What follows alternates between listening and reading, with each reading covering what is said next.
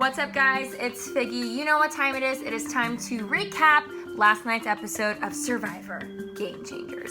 Let's get to it. Within the first 10 minutes of the episode, more like within the first 5 minutes, JT finds an idol. The rest of the tribe is out there swimming in the ocean, just having a good old time, and JT's out there digging, and he finds it. Next, we get to the reward challenge where the tribes can win peanut butter and jelly sandwiches. Aubrey's face pretty much said it all. As soon as she saw those PB&Js, she just went ballistic, and she did the same thing on her season when she heard about coleslaw, but I know exactly how it is with the PB&Js. On day 9, I got to go on a summit.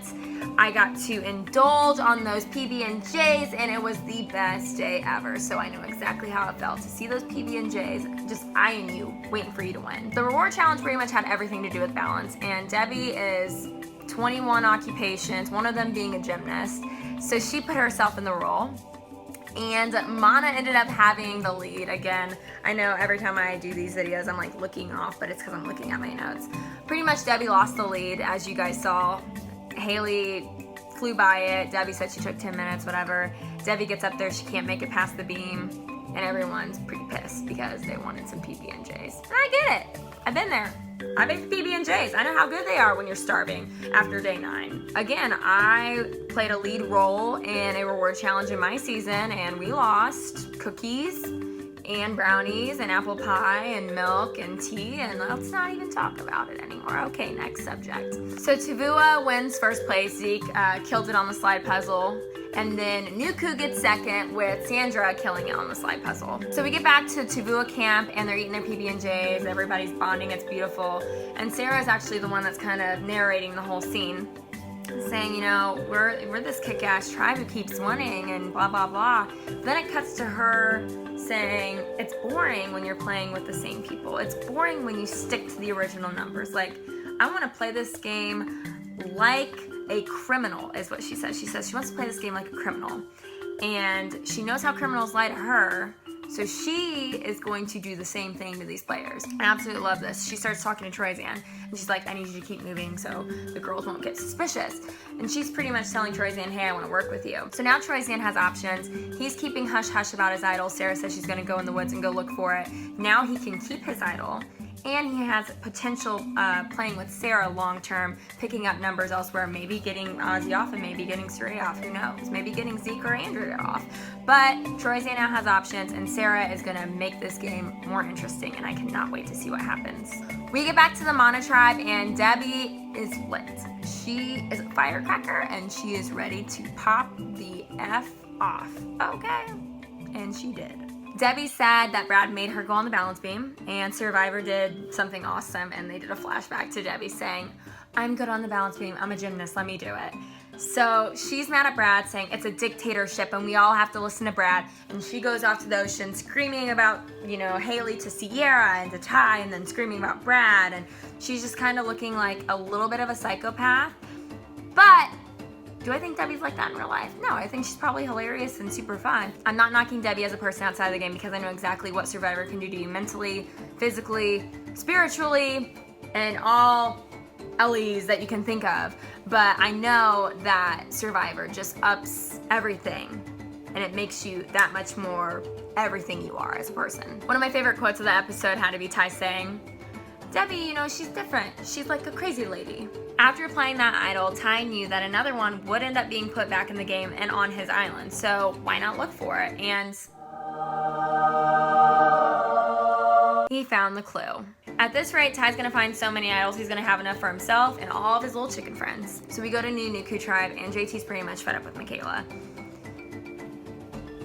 Again, I know what the island does to people, and it makes one thing one person does extra, meaning if I were to just be sitting down, looking like I'm not doing anything, it makes it 10 times worse because you're on an island, starving, and you feel like you're doing all the work and someone's just sitting there and you want them to get the hell up and do something. But JT is set up with Michaela thinking that she doesn't do anything around camp. And then Michaela asks for 7 drops of coffee and a little spoon of sugar. And And JT's like, this is pathetic, blah, blah, blah. Gives it to her. She gets energized, but JT's mad. Sandra does something so great, and I love it. Sandra is the queen for a reason, and she's amazing at creating conflict and putting targets off of her back. Pearl Island, she dumped the fish.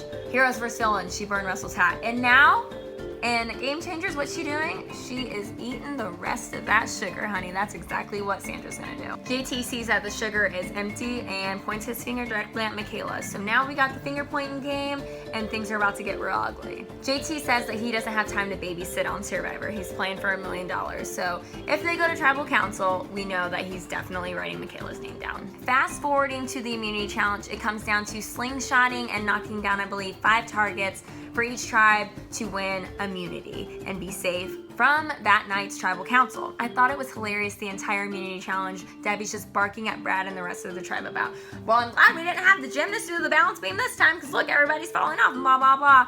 And then by the end of it, Debbie's cheering them on and they won first place. Seriously? What was the point? It gets down to Nuku and Tavua for second place, where JT misses his last target and Ozzy nails it, coming home with second place and immunity for his tribe. So now we know that tribal council is going to be really interesting because JT has an idol. He wants Michaela gone. So it seems like that's going to happen, right? Tribal council ended up being a little bit Jerry Springer-ish, if you will. Michaela is arguing and cussing to JT, and Sandra's got her back, saying all these things, and it's insane. We get down to voting. Aubrey's tired of Michaela as well, so Aubrey's voting with JT. Then we have Jeff as the swing vote. Is Jeff gonna stick with Sandra and Michaela and take out JT, or is he gonna go with JT and Aubrey and take out Michaela? So the 5 go vote, and Jeff says our favorite line: if anyone has a hidden immunity idol and they wanna play it, now would be the time to do so. Cameras are going from each player, and it ends up on JT, and I'm like, all right, JT, you can stand up anytime now. JT, when are you gonna stand up? JT, when are you gonna stand up? Jeff cuts in the camera view of JT saying, alrighty, once the votes are read, the decision is final. And I'm like, what the hell just happened? JT has an idol. Why wouldn't he play it? He knows his name's gonna be written down and you can't trust anyone out here, so why aren't you playing your idol? Oh my God, this is just round 2 of you not knowing how to use an idol. Jeff starts reading the votes. Michaela brings out a mug, and I'm gonna say that she poured tea just because I like to say that she's sipping her tea. She pours her tea into this mug and just starts sipping tea while Jeff's reading these votes. And it gets down to 2 votes to Michaela, 2 votes JT, 1 vote left. And I'm just sitting here like, you know what, this ain't looking good for JT because you didn't play your idol. And Michaela's over here sipping tea, and it's looking like you're going home. And Jeff says the 5th person voted out of Survivor Game Changers, JT. And I am so sorry to say this, and I hate to say this about JT, but he had it coming to him. If you know your name is going to be written down at least twice, you have the 3rd-party swing vote in the mix who you can't trust, why would you not play the idol this early on in the game? I mean, hell, David in my season played it for Jessica and took Lucy out. Like, it's gameplay. It's going to save your life. And even if you weren't going to be voted out, you had to make that move and you had to risk that idol play because you can't trust anyone in the game of Survivor. And that is my recap of last night's episode of Survivor Game Changers. Be sure to comment below all of your thoughts on the episode, what you think is going to happen next Wednesday night. And if you haven't already, subscribe to my YouTube channel. Click my little name down here somewhere, #Figgy, click the channel and hit that subscribe button so that way you'll know every week when I post these. Mwah! I love you guys so much. Figgy has spoken.